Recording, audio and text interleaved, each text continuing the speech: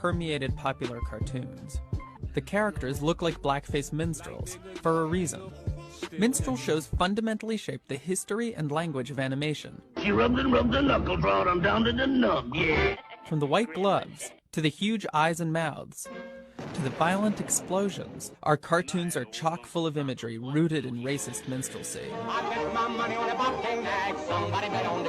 Live minstrel shows began in early 19th century America. Don't you forget those old N men there. Oh, those comical N men.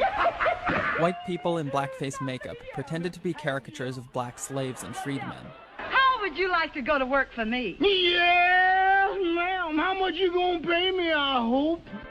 By the 1840s, the minstrel show had become America's most popular art form and lasted into the early 20th century, through the early years of animation. Amen, brother. Minstrel shows provided animators with stock characters and themes that would have been very familiar to their audiences. Because of this, many early cartoon characters weren't just like minstrels.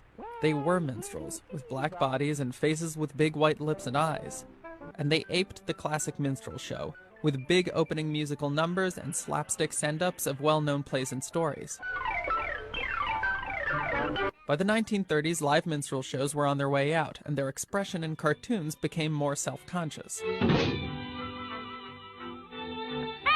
Mickey Mouse had to literally black up to perform a minstrel send-up of Uncle Tom's Cabin.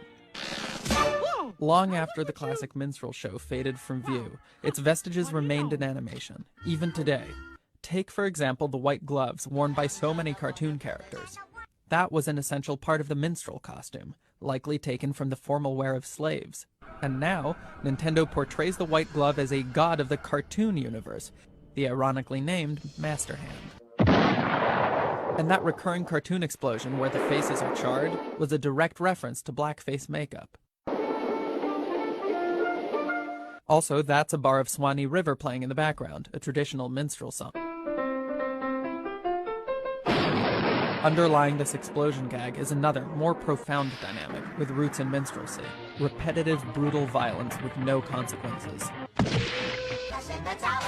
The historical American setting for such violence had been plantations, where masters saw no consequences to mercilessly beating and torturing slaves. This violence became a stylized part of minstrel show slapstick, which made its way into vaudeville and animation, and carried forward through 20th century cartoons. How's it coming, Master Elmer? Tote that board, lift that bell, yassa, yassa.